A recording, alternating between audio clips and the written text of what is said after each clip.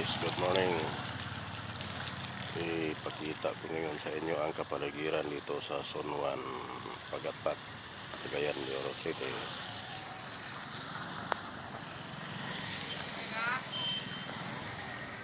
Dito ang kapaligiran sa Zone 1 Pagapat, Cagayan de Oro City.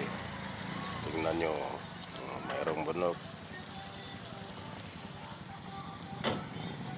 Yan, landslide dyan yung malakas ng ulan yan landslide dyan.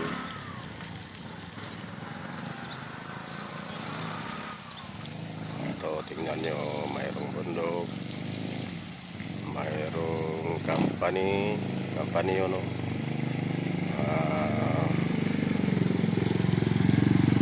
stockpile ng kraba, mayroong culvert dito.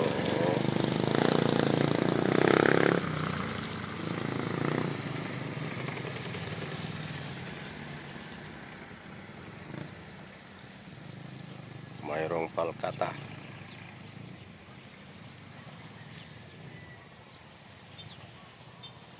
Highway puntang Sirio sa syudad.